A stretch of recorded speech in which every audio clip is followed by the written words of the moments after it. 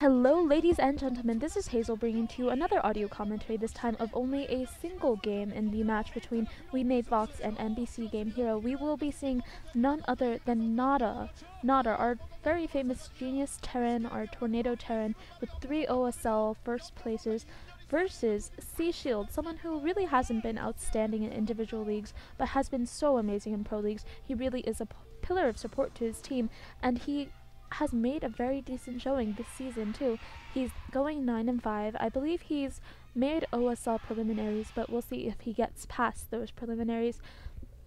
And we have Nada spawning as Brown Terran in the top left corner of Rush Hour 3. And here we have Nada looking very handsome as ever. And we have C spawning as Red Terran in the bottom left. He looks a bit nervous though. He just wiped his hands with a handkerchief. It's good not to have sweaty hands so that your hand can micro on your mouse without slipping, I guess. But still, we'll see. Hopefully C will realize that this is a pro league match rather than an individual match and proceed to walk over Nada and not choke. Not saying that I don't like Nada. Nada is one of my favorite players. I've seen quite a few really awesome games with him. Nada v Yellow is one that comes to mind. And I'm just hoping that Nada will do well. He hasn't been doing so well recently. His team, WeMade FOX, hasn't really put him out as a player on their roster for a long time now. I don't think he's played in the last couple of weeks. But he is 2-2 in this pro league season. Both players are decent in Terran v Terran. One is C is 61% against Terran and Nada is 56% against Terran. So we might see a decent match.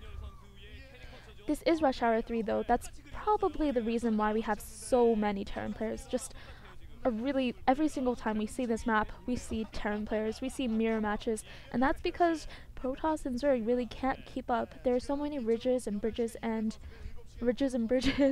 that the map imbalance is just impossible, almost impossible for any other player to really play against Terran, to hold their own against Terran. We are seeing Nada taking that barracks and refinery at the same time. The barracks is placed very close to his ramp, so he might be going for something tricky. He's walling off. He may be looking for, I don't know, something 2-fact.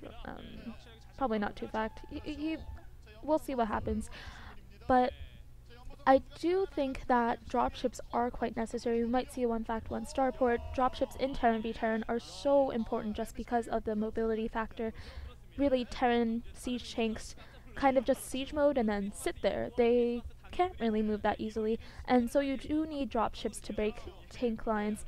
Nada probably will be going for something slightly different. He might even go for cloaked wraiths. Cloaked wraiths are another option. They waste your opponent's comsats and really do help.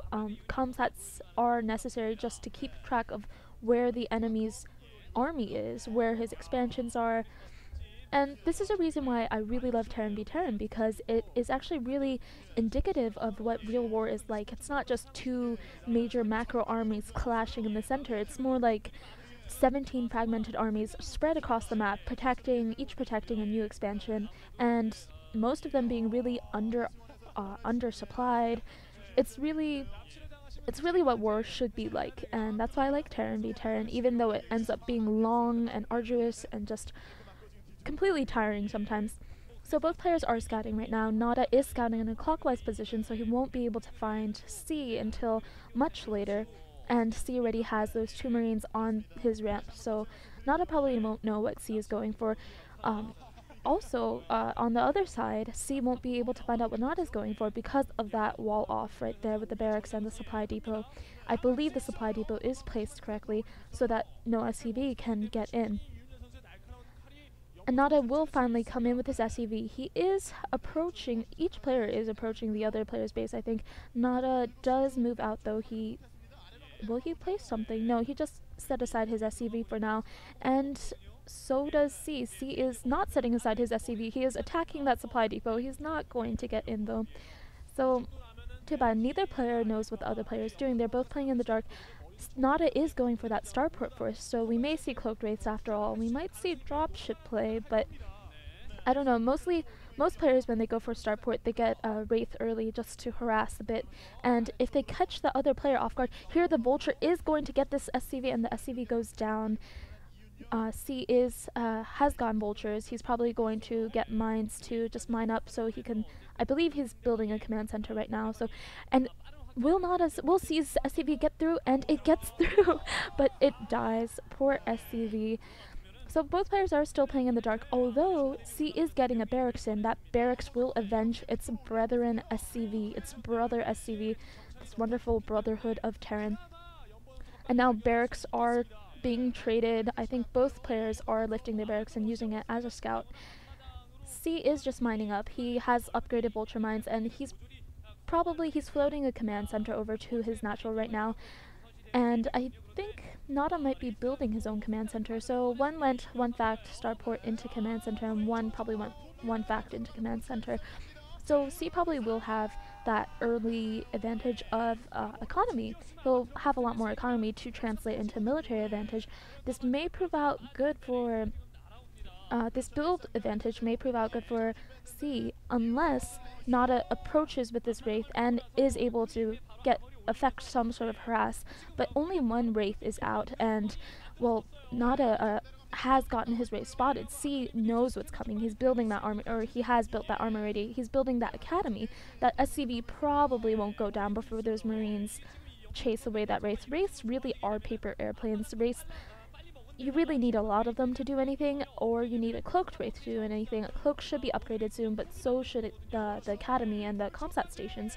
So C is coming with his vultures, and he gets mines down. Though that mine may take down a lot of SCVs. A lot of SCVs go down. Those vultures are going to go down, though. Siege tanks will clear this up, but that siege tank is at very low health, and you really don't want to lose any tanks in Terran v Terran. So Nada is repairing that. He should be fine now. Comsats are going up for C now, though. That distraction probably saved him from losing a couple of SCVs down in the bottom left.